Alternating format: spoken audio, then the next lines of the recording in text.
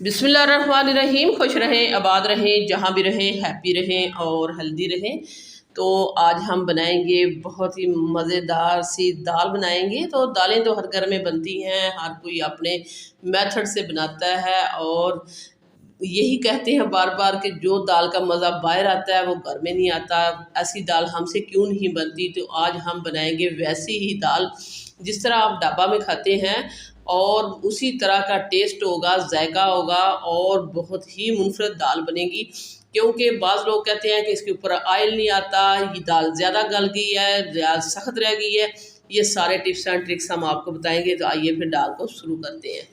तो दाल है, हमने ली 1 पाव माश की दाल है। 1 पाव दाल ली हमने, अच्छे के इसको चुन के साफ़ करके तो धो के तो हमने 1 घंटा पहले भिगो के रख दिया था। अच्छी भीगी हुई दाल होनी चाहिए।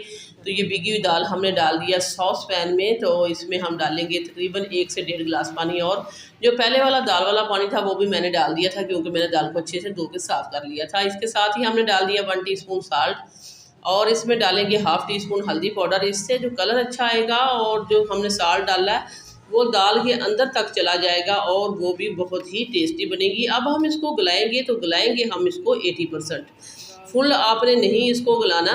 तो बाज़ लोग इसी तरह ही करते हैं कि कितना गला लेते हैं कि दाल जो है मैश हो जाती है और फिर उसके ऊपर ना ही तो ऑयल आता है, ना ही वो उस तरह ढाबे जैसी बनती है। तो इस तरह दाल जो है गली होनी चाहिए, दबाएंगे तो ये दबेगी।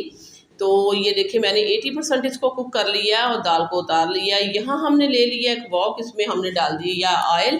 तो ऑयल हमने डाला है तकरीबन 1/2 कप से ज़्यादा, तकरीबन पौना कप हमने डाला है क्योंकि 1 पाव दाल है। पौना कप हमने ऑयल डाल दिए कि आपको पता है कि दाल माश में ऑयल जो है या घी जो ज़्यादा पड़ता है। तो इसमें डालेंगे हम प्याज हमने डाल दिया, एक मीडियम साइज़ की चॉप करके प्याज ऐड किया। प्याज को करना है फ्राई।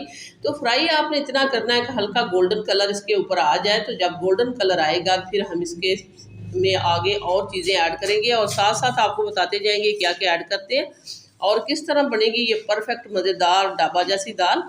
तो ये देखिए दाल प्याज को हम फ्राई कर रहे हैं और प्याज को फ्राई करते करते ही हम इसमें डालेंगे अदरक लहसुन। और आपने ये भी नोट करना है कि अदरक लहसुन इसमें जो है वो ज़्यादा पड़ता है क्योंकि दाल ये जो होती है माश की, ये दाल बादी होती है तो इसमें थोड़ा ज़्यादा जाता है। ये देखिए इस तरह का कलर आपने लेके आना है, हल्का गोल्डन कलर आ चुका है। तो इसमें हमने डाल दिया 2 टेबल स्पून अदरक और लहसुन। मैंने आप यही कह रही थी कि इसमें ज़्यादा जाता है, तो अदरक लहसुन भी हमने इसमें डाल दिया 2 टेबल स्पून। और जो कुछ ढाबा वाले होते हैं वो प्याज बिल्कुल नहीं डालते, तो वैसे ही इसको लहसुन का तड़का लगा के तो इसको बना लेते हैं। लेकिन मैंने डाला एक मीडियम साइज़ की छोटी प्याज डाली है और उसको भी हमने अच्छा फ्राई कर लिया था। अब हम इसमें डालेंगे हल्दी, सुरख मिर्च पाउडर और साल्ट डालेंगे। हल्दी हमने पहले भी डाली थी, साल्ट हम बॉयल करते हुए केयरफुली डालिएगा 1/2 टीस्पून। और यहाँ डालने का मकसद भी यही है कि इसमें अच्छा कलर आएगा। इस तरह जब फ्राई हो रहा हो तो इसमें आप हल्दी और जो है सुरख मिर्च पाउडर डाल दें। तो आपको पपरिका की पाउडर की नहीं ज़रूरत पड़ेगी, कश्मीरी लाल मिर्च की नहीं ज़रूरत पड़ेगी। इस तरह कलर बहुत ही अच्छा आता है। तो उसको हल्का सा फ्राई करने के बाद मैंने डाल दिया टमाटर का पेस्ट। टमाटर का पेस्ट हमने डाला है, 3 टमाटर थे जिनको हमने पीस लिया था, पेस्ट बना लिया था। आप यहाँ पेस्ट भी ऐड कर सकते हैं और इसमें चॉप करके भी डाल सकते हैं, दोनों तरीके हैं। मैंने पेस्ट करके डाल दिया, इस तरह जल्दी काम हो जाता है। तो हमने डाल दिया 1/2 टेबल स्पून खुश्क धनिया, 1/2 टेबल स्पून हमने पिसा हुआ ज़ीरा डाल दिया, 1/2 टीस्पून हमने इस पॉइंट पे डाल दी है ब्लैक पेपर। तो ये बेसिक से मसाले हैं जो हमने ऐड किए हैं, कुछ और नहीं डाला। लेकिन ये टेस्टी भी इतनी होगी कि जब आप इसको बनाएंगे उंगलियां चाटते तक रह जाएंगी, क्योंकि ये परफेक्ट तरीके से बनी हुई दाल होगी। तो ना ही तो ये कम गली होगी ना ही ज़्यादा, और ऑयल भी इसके ऊपर होगा और मज़ेदार सी टेस्टी सी दाल होगी। तो ये देखिए मसाला आपने अच्छा भूनना है, मसाला भूनने पे कोई कॉम्प्रोमाइज़ नहीं होना चाहिए क्योंकि मसाला अच्छा भुनेगा तो ये आपकी दाल अच्छी बनेगी। तो ऑयल इसका सेपरेट हो चुका है, हमने क्लोज करके आपको दिखा दिया। तो अब हम इसमें दाल जो डाल देंगे जो हमने गला के रखी थी।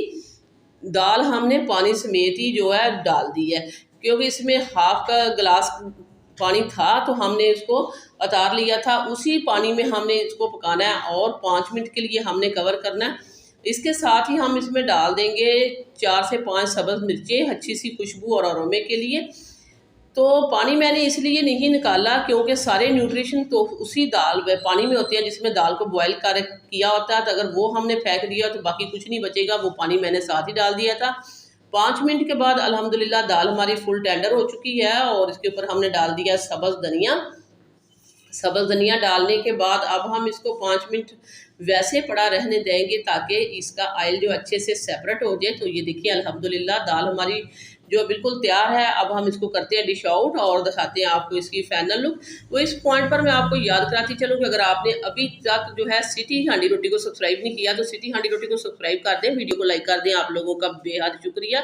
जिन लोगों ने अभी तक हमारे चैनल को सब्सक्राइब किया उनका दिल की गहराइयों से शुक्रिया। और ये देखिए बहुत ही मज़ेदार टेस्टी सी ये दाल बन चुकी है।